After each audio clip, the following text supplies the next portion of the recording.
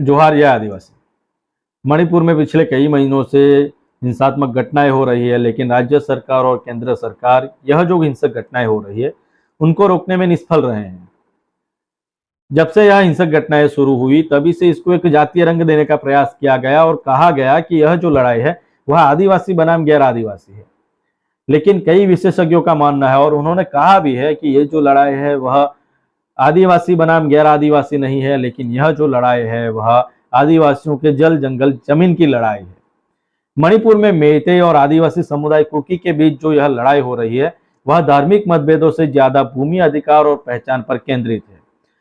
गुजरात केंद्रीय विश्वविद्यालय में centre for studies in society and development के सहायक प्रोफेसर खेखेलोन हाओकिप ने एक सेमिनार में यह बात कही है। हाओकिप की बात करें तो वे वडोदरा में संस्कृति एवं विकास केंद्र द्वारा आयोजित 2 दिवसीय राष्ट्रीय सेमिनार में मणिपुर में भूमि कानून जनजातीय भूमि अधिकार पर एक सत्र को संबोधित कर रहे थे।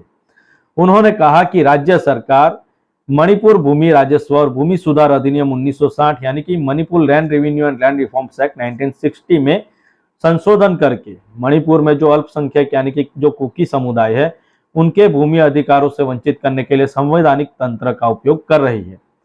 हाओकिप ने आगे कहा कि मणिपुर में अलग अलग भौगोलिक क्षेत्र हैं जहां कुकी तलहटी में रहते हैं, नागा जनजातियां पहाड़ियों में रहती है और गैर आदिवासी यानी कि जो मेहते हैं वह घाटी में रहते हैं। आदिवासियों को संवैधानिक संरक्षण दिया गया है और पहाड़ी क्षेत्रों को राज्य में राजनीतिक रूप से कुछ स्वायत्तता प्राप्त है ताकि आदिवासियों को अपना जीवन बनाए रखने की अनुमति मिल सके। लेकिन राज्य सरकार पारंपरिक रीति रिवाजों को नष्ट करने के लिए संवैधानिक तंत्र का उपयोग कर रहा है। उन्होंने कहा कि पिछले कुछ वर्षों में तलहटी क्षेत्रों को मणिपुर भूमि राजस्व और भूमि सुधार अधिनियम 1960 के दायरे में शामिल किया गया है। इस तरह जमीन आदिवासियों से गैर आदिवासियों में ट्रांसफर करने की अनुमति दी गई है। जब अधिनियम प्रमोट किया गया था तो इसे सिर्फ घाटी क्षेत्रों में लागू किया जाना था, यानी कि जब यह अधिनियम लाना था तो उसको सिर्फ घाटी क्षेत्र यानी कि जहाँ पे मेहते है वहीं पे लागू करना था। लेकिन राज्य सरकार ने बड़ी चालाकी से इसको जहाँ पे कुकी रहते हैं तलहटी क्षेत्र में वहां पे भी लागू कर दिया गया। अधिनियम की जो धारा है 158 आदिवासी भूमि को गैर आदिवासियों को ट्रांसफर करने पे रोक लगाती है। हालांकि राज्य सरकार ने यह जो अधिनियम है उसको कमजोर कर दिया है। हाओकिप ने आगे कहा कि जहां नागा समुदाय सामुदायिक भूमि स्वामित्व की प्रणाली का पालन करते हैं तो वहीं कुकी समुदाय व्यक्तिगत भूमि प्रणाली का पालन करते हैं जिस पर मुखिया का नियंत्रण होता है। उन्होंने कहा कि कई आदिवासी विलेज चीफ को यह पता ही नहीं है कि उनकी जमीन भूमि राजस्व और भूमि सुधार अधिनियम के दायरे में आ गई है, इसलिए अब उन्हें अपनी इस जमीन का भूमि रिकॉर्ड रखने की आवश्यकता हो सकती है। ऐसा ना करने पर उन्हें अपनी ही जमीन पर अतिक्रमणकारियों के रूप में देखा जाएगा और उन्हें बेदखल भी किया जा सकता है। मणिपुर में हिंसा का एक बड़ा कारण जमीन बताया जाता है। हाओकिप का कहना है कि मेइते समुदाय चाहता है कि आदिवासियों से भूमि हस्तांतरण पर प्रतिबंध को खत्म किया जाए, यानी कि आदिवासियों की जो भूमि हस्तांतरण पर प्रतिबंध लगाया गया है कि आदिवासियों की जमीन गैर आदिवासी नहीं खरीद सकते, हस्तांतरित नहीं कर सकते, तो उसको खत्म किया जाए। अगर मेइते भी आदिवासी मान लिए जाते हैं तो स्वाभाविक तौर पर वे भी कुकी लोगों से जमीन खरीद सकते हैं। इसीलिए जो मेइते समुदाय है वह अपने लिए एसटी अनुसूची में शामिल करने की मांग कर रहा है ताकि वे भी जो आदिवासी हैं उनकी जमीन खरीद सके।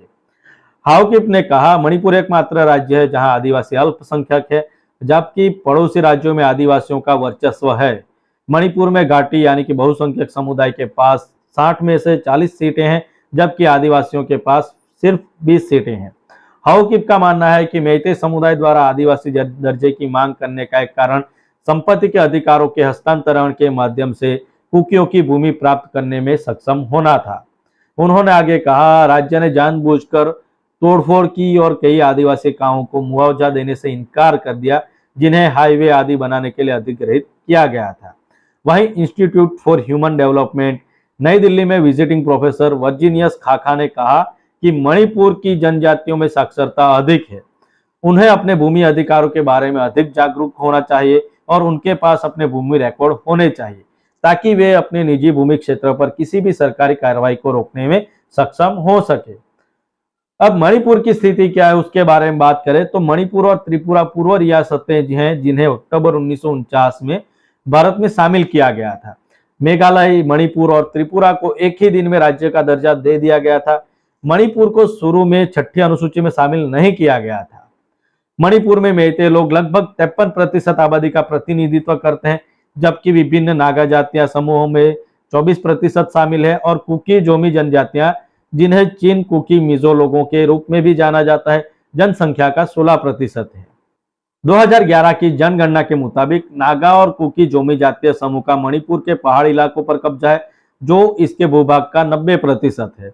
लंबे समय से मणिपुर में विशेष रूप से पहाड़ी इलाकों में प्रशासन की खराब गुणवत्ता का ज्वलंत प्रश्न रहा है। इसलिए इस संदर्भ में भारतीय संविधान के अनुच्छेद 371C का उचित मूल्यांकन करना जरूरी बन जाता है। 26 दिसंबर 1971 को भारत सरकार ने पहाड़ी इलाकों और आदिवासी समूहों की सुरक्षा के लिए मणिपुर पहाड़ी इलाका जिला परिषद अधिनियम बनाया था। इस अधिनियम के कारण मणिपुर के पहाड़ी इलाकों में 6 स्वायत्त जिला परिषद या एडीसी बनाने का रास्ता साफ हुआ था।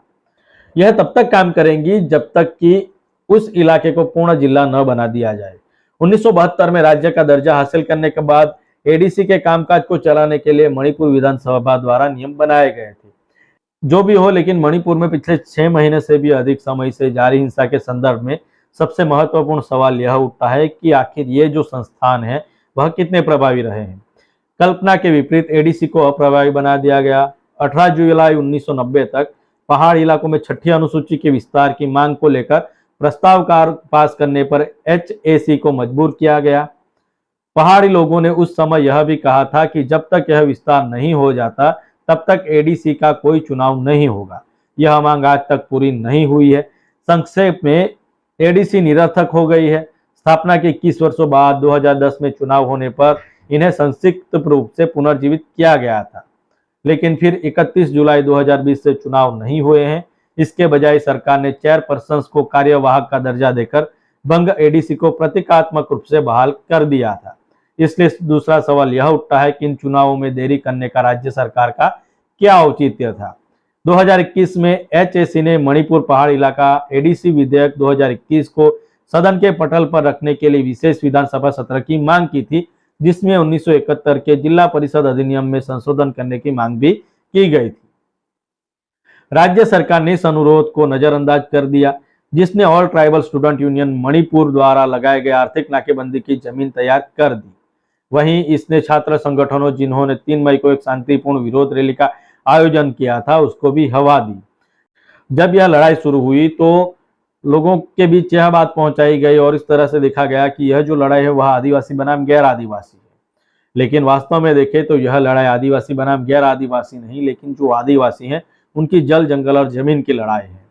मेइते समुदाय चाहता है कि उनको अनुसूचित जनजाति का दर्जा दिया जाए ताकि वे कुकी समुदाय से जमीन खरीद सके।